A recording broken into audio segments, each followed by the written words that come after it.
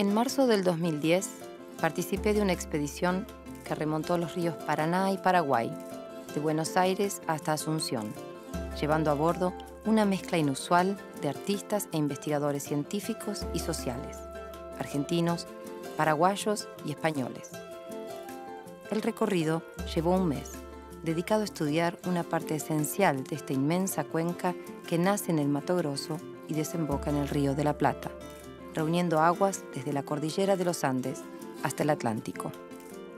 Es el mayor humedal del planeta. Es vía de comunicación, fuente de agua potable, de energía y alimentos para más de 40 millones de personas. Es una vena fundamental de Sudamérica y está hoy en el umbral de una gran transformación. La expedición se llamó Paraná-Raangá y este es un diario de esa experiencia.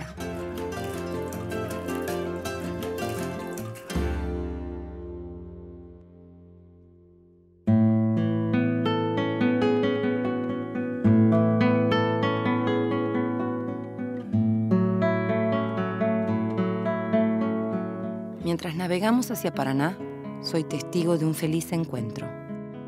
Una conexión entre la historieta y la ópera. Pere es un historietista mallorquín. Oscar es un compositor entrerriano. Se conocieron hace pocos días y ya tendieron un puente. Una manera de compartir esta experiencia, este paisaje, colaborando en la nueva ópera de Oscar, Camalote.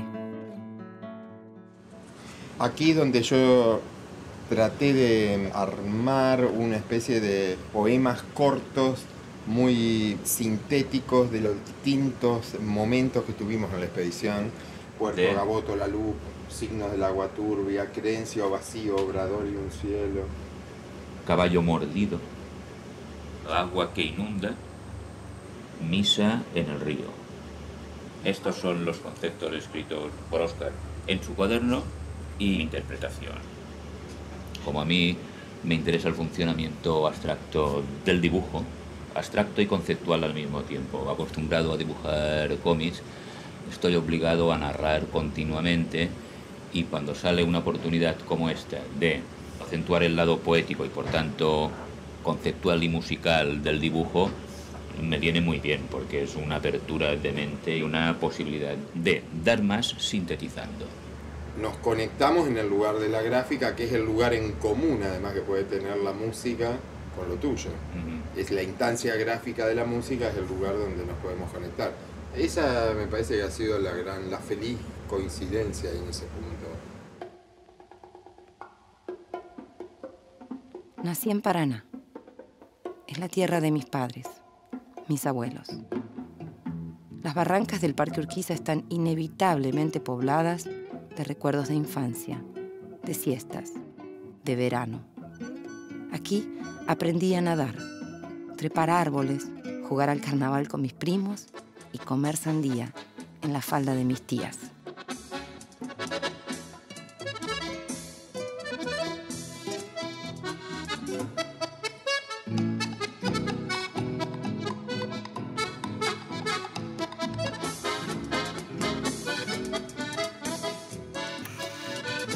El origen de Paraná tiene que ver con la existencia de Santa Fe del otro lado del río. Los primeros asentamientos justamente se van a dar merced al cruce que se va a realizar entre los pobladores de Santa Fe que van a traer ganado a pastar a estas costas y de esa manera va a nacer lo que hoy conocemos como la ciudad de Paraná, pero en aquel origen se llamaba la Bajada de Paraná o la Bajada de Santa Fe. Los ríos, que de alguna manera nos definen a nosotros como provincia, porque somos los entrerrianos, pueden ser fronteras de aislamiento o vías de comunicación. La colonización hispanoamericana fue fundamentalmente periférica y así vemos que esta zona no fue tenida en cuenta en la primera instancia por los españoles ni por también el gobierno de Castilla, porque de alguna manera era una zona austral, una zona de frontera. Y así vemos que este río Paraná, como el río Uruguay, vos dijiste, son caminos que andan, es decir, son vías de fácil comunicación. Por lo tanto, el corredor del Paraná se transforma para la política española en una vía de comunicación de Asunción a través del Paraná, Río de la Plata, con Sevilla. El Río de la Plata comienza a valorarse económicamente y desde el punto de vista también geopolítico. Esa transición del mercantilismo como doctrina económica que planteaba que la riqueza de una sociedad, de un Estado, residía en la cantidad de oro y de plata, para pasar a esa otra doctrina que era la fisiocracia, es decir, la riqueza de un Estado reside especialmente en lo que el suelo le da, agricultura, ganadería fundamentalmente. ¿A vos te parece que la elección de Paraná como capital provisoria de la Confederación Argentina está relacionada con la ubicación estratégica de la ciudad en relación al río Paraná? De alguna manera, desde todos los siglos anteriores, siglo XVI en adelante hasta el siglo XIX, que es clave para definir, ¿no es cierto?, el rol del río Paraná en particular, ha llevado a que la capital de la Confederación se instale justamente en Paraná. Es decir, el río ha sido protagonista en los tratados interprovinciales, se ha fijado todo un articulado referido precisamente a la navegabilidad de los ríos y especialmente del río Paraná, un elemento geográfico que permitía una fácil comunicación sin el intermediario porteño. Y justamente todo este proceso de la primera mitad del siglo XIX lleva precisamente a esa lucha entre el litoral y Buenos Aires por desdibujar la hegemonía económica que tenía Buenos Aires. Entre el 1854 y el 1860 todas las provincias nos unimos y formamos algo que se llamó la Confederación Argentina, de lo cual Buenos Aires queda fuera. Nace nuestra Constitución, que actualmente nos rige, como yo les contaba. Eso se va a sancionar en el Cabildo de Santa Fe, actualmente donde está la Casa de Gobierno de Santa Fe. A raíz de eso, bueno, Paraná es sede de esa confederación. El primer presidente de esa confederación fue justo José de Urquiza. Él se va a instalar aquí en Paraná. Él no era de aquí, era de Concepción del Uruguay, o sea, entrerriano, pero de la otra orilla. De aquella época la construcción que queda, que es del año 1859, es el antiguo Senado de la Confederación, es la única que permanece en pie. Actualmente está el Colegio de las Hermanas del Huerto, es lo único que queda de la época de la Confederación. ¿Se puede entrar a la catedral? Está cerrada, abren dentro de un rato. En Paraná se respeta mucho la siesta, así que todo el mundo se toma su siesta y a partir de las 16 horas, bueno, ya debe ser más o menos, sí, ya van a empezar a abrirse. La Confederación fue el primer proyecto de modernidad. El primer proyecto de modernidad del interior que tenía que ver con el desarrollo de las ciudades para que lo fueran. Este desarrollo de las ciudades comprendía no solo transformaciones edilicias, sino transformaciones urbanísticas que tenían que ver con, por ejemplo, decir que existieran obligatoriedad en el trazado de veredas para poder circular, la creación del mercado, que está aquí a muy pocas cuadras, del mercado como el lugar en donde se produjera la faena del ganado, que era una de las actividades comunes acá, ya que previamente a esto uno caminaba prácticamente entre osamentas, entre lo que era algo así como un monte con algunos lugares con edificaciones, difícil de imaginar seguramente. La caída de ese proyecto hace que de alguna manera se deba borrar. Nosotros tenemos casi como una historia, digo nosotros y ahora hablo de los argentinos, creo que tenemos una historia de borrar y volver a escribir en el mismo lugar. El edificio de la Escuela Normal se construye en la década de 1930, o sea, finalizada la década del 20 e iniciando la del 30. ¿Y se construye sobre qué? Sobre lo que era la edificación de la Casa de Gobierno de la Confederación. El otro ejemplo es el de la Casa de Urquiza. El lugar donde está el Palacio de Correos es el lugar de la residencia de Urquiza, que después, en la década del 30, la misma de la que estamos hablando, se construye ese nuevo edificio del Correo sobre lo que era la residencia de Urquiza. La generación del 80 va a borrar lo que construyó la Confederación. Yo creo que esa podría llegar a ser una de las respuestas a esto de que no encontramos como sedimento en esta plaza más que una sola edificación que da testimonio de eso. Entonces, aquellos que tuvieron un pasado colonial español fueron sustituyendo ese pasado tomando como centro París. El otro testimonio sería el de la plaza. En tiempos de la Confederación, esta plaza no tenía un solado como tiene hoy, tenía un piso de tierra, tenía naranjales y tenía una especie como de valla que impedía que pasaran los caballos, lo que nos da la pauta de esa idea de un cierto potrero que teníamos o que podemos reconstruir a partir de las descripciones que hacen. Pero en plazas españolas el naranjo es bastante común. Lo mismo el naranjo en el sur, ¿no? Y el álamo, también una de las especies que fue reemplazada durante la generación del 80. ¿Con qué? Con especies exóticas. Nosotros tenemos especies de todos lugares del mundo que responden a esa idea cosmopolita que instala esta generación del 80. Coincidente, obviamente, con las grandes olas inmigratorias que van armando esta nueva imagen de la ciudad. En tiempos de la Confederación se establece el primer servicio a vapor entre Paraná y Santa Fe. Ese tipo de recorrido que se hacía con embarcaciones a vapor fue el que siguió desarrollándose hasta la década de 1930, en que se instaura la balsa automóvil, que transporta personas, mercaderías y también automóviles.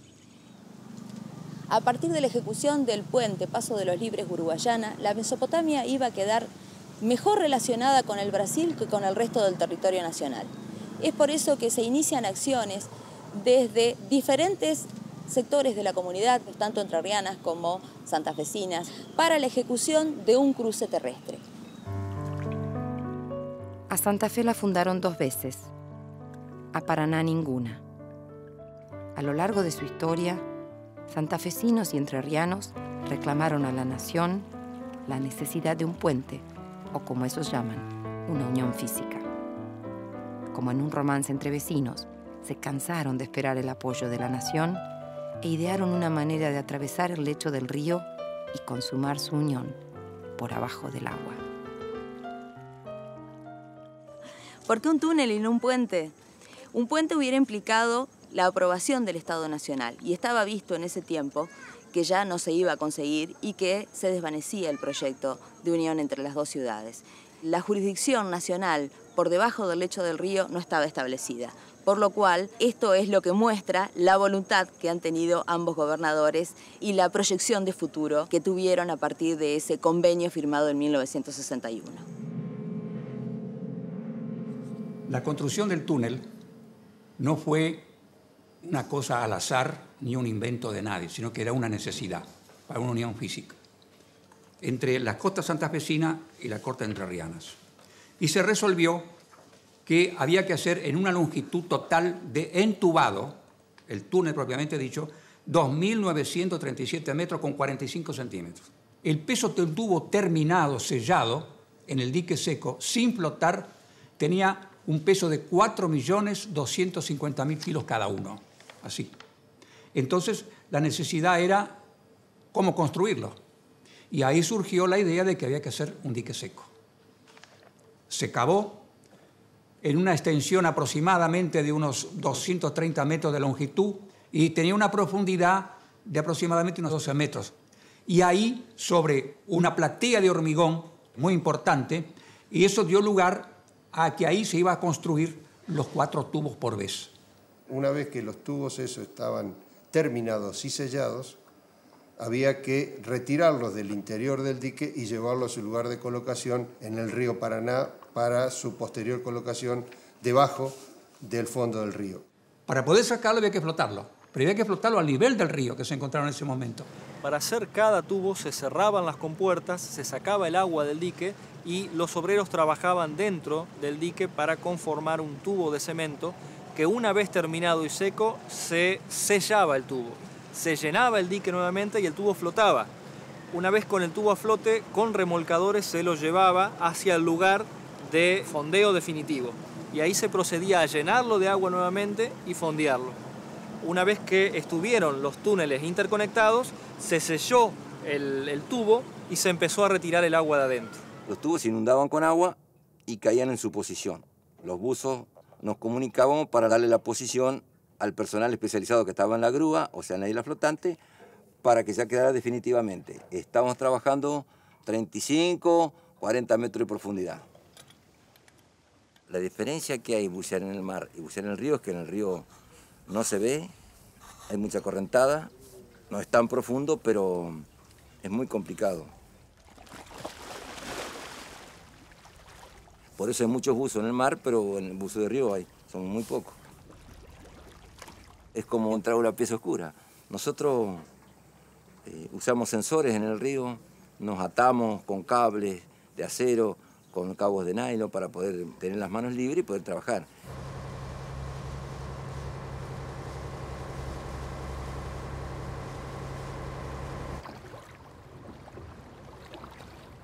Estaban todos los buzos del país, estábamos todos, y bueno, y algunos se iban, otros se retiraban, otros se accidentaron, y bueno, fuimos quedando muy pocos. De los cuales ya no queda ninguno de los buzos que trabajaron en el túnel. Estoy yo solo nomás. Nosotros los buzos tenemos que creer en Dios porque no tenemos a nadie con quien hablar, ni opinar, ni preguntar. Entonces, interiormente tenemos que hablar con Dios para que te ayude a decir para qué lado podemos ir y solucionar nuestros problemas para que salga bien el trabajo.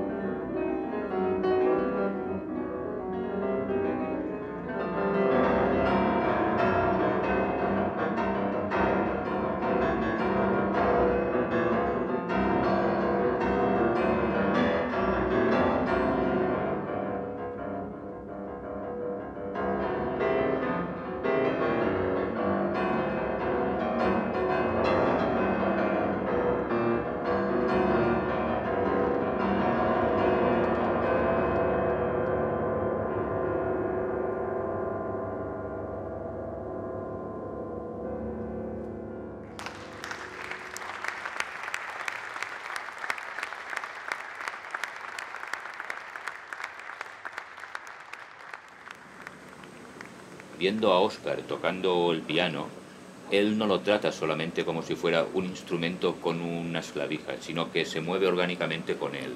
Y es como si todo el piano fuera un órgano vivo, entonces rasca, lo acaricia y mete mano al piano. Entonces algo así, un animal musical ha de tener pelo forzosamente.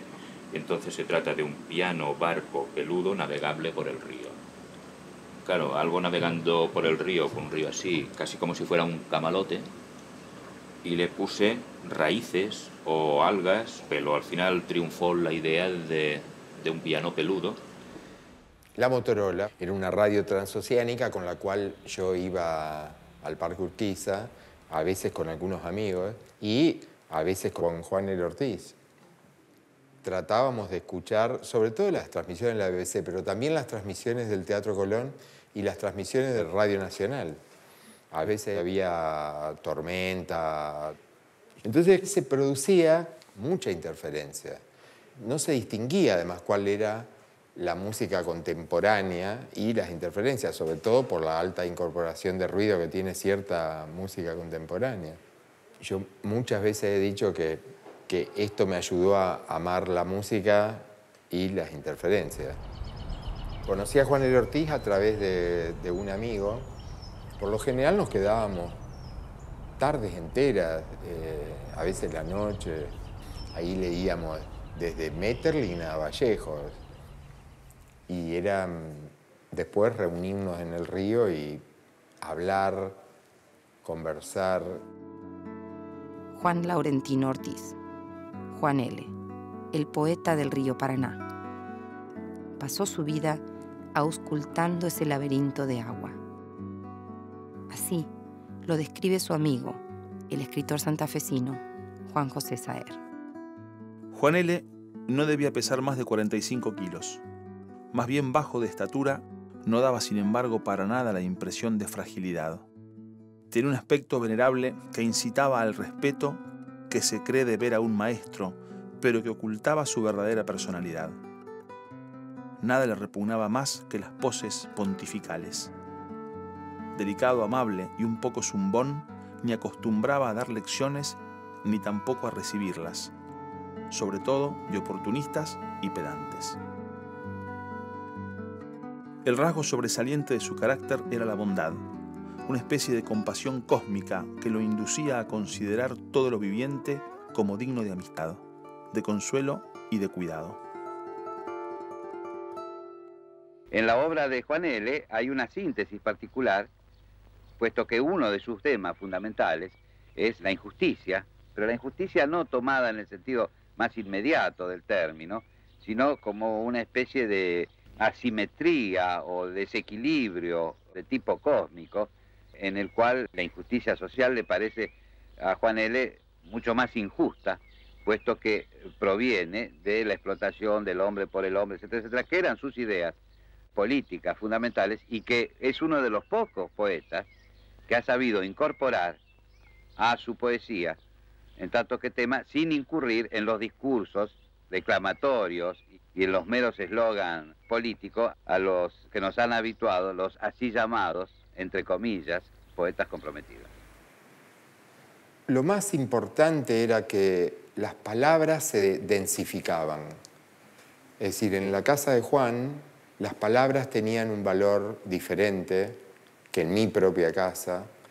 Adquirían un peso especial, un volumen, una densidad, y no solo en su significado, sino en la proyección. Y esto después se iba aumentando. En la casa de Juan estaba lleno de gatos, llena de libros. Había algunos perros también sueltos en el fondo. Él usaba todos objetos muy finitos, ¿no? Y su letra también era muy finita, incluso le exigía a las editoriales que editaran sus libros con esa letra finita. Toda esta idea de hacer el menor daño posible al universo. Cuando uno llegaba a la casa de él, incluso, él cuidaba de que no pisemos los hormigueros, esas. Y a mí en esa época había momentos que me parecía hasta forzado, me parecía demasiado, ¿no? Y yo me peleaba con Juan bien, muy bien. Y pasa el tiempo y cada vez más, digamos, es más fuerte su peso, porque, bueno, obviamente yo lo fui leyendo más, porque comprendí también el motivo de las peleas, esa especie de antagonismo que se producía conmigo ya por la cuestión tecnológica y la cuestión del desarrollo y una idea del arte que a mí Juan, al principio, cuando era chico, me parecía más cercano al paisaje, a una especie de naturalismo, digamos. Bueno, una de las particularidades que tiene la poesía de Juan L. es justamente que son poemas muy largos en general. No es un poeta regionalista, pero sí es un poeta que tiene una impronta referencial muy grande, digamos. Cada verso tiene un montón de alusiones que son muy difíciles de desentrañar si uno no está familiarizado o si uno no tiene la obra completa que está con las notas. Yo lo que veo siempre en Ortiz es esa tensión interna a la poesía entre una tendencia hacia la abstracción o a la disgregación de los datos de los sentidos y por otro lado este casi imperativo contenido social. En su paso juvenil por Buenos Aires, había frecuentado los medios anarquistas y socialistas. Había tomado partido desde muy joven en favor de los desposeídos, simpatizando con el comunismo. De tanto en tanto, en las sucesivas razias anticomunistas, la policía de Paraná, obedeciendo consignas nacionales, se resignaba a arrestarlo durante algunos días, pero sus propios carceleros le iban a comprar cigarrillos o se veían en la obligación, si no había nadie en casa, de ir a darle de comer a sus gatos o a regar las plantas del jardín. Él pintaba, ¿no? Sí, él pintaba. En 1912 Quirós se lo quiso llevar a Roma a estudiar pintura, porque lo había visto que tenía muchas dotes para la pintura y eso. Pero la madre no lo dejó porque era muy chico. Muy chico. Se traslada acá a Paraná en el 42, que se jubila muy en este muy cargo joven, que ¿no? tenía en el registro civil. Y él un día me regala un disco de Stockhausen que se llamaba Festival de Hit de Kargen Stockhausen. Un disco increíble, no sé cómo lo consiguió. Me dijo, esto es para vos, esto es lo que creo te va a guiar. Bueno, cuando yo decido venir a Buenos Aires, Juan L. Ortiz hace una carta para mí en donde me presenta con Juan Carlos Paz, a quien él conocía. Me presenta de la mejor forma que pudo hacerlo y lamentablemente había muerto 3 días antes de que yo llegara. Yo nunca pude encontrarme con él, de hecho me tuve que volver a Paraná y más tarde todavía le dedico una obra que se llamó El Hecho.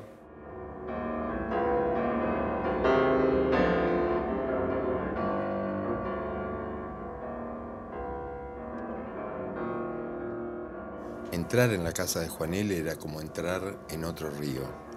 Era un verdadero laberinto que conectaba con un mundo mucho más profundo, con túneles a través del tiempo y del espacio que a uno lo ponían cerca de Mao o los poetas chinos a los que Juan L. visitó, y con todo el orden cultural argentino, digamos, con Borges o Macedonio Fernández o Juan José Saer, muchos de los cuales visitaban a Juan L. periódicamente. Ensayo, toma estática, coro, Anochece. Animados por los tragos y la camaradería incipiente, la expedición se presta al experimento. Bajo la dirección de Oscar, ensayamos un poco desordenadamente un coro para su ópera, Camalote.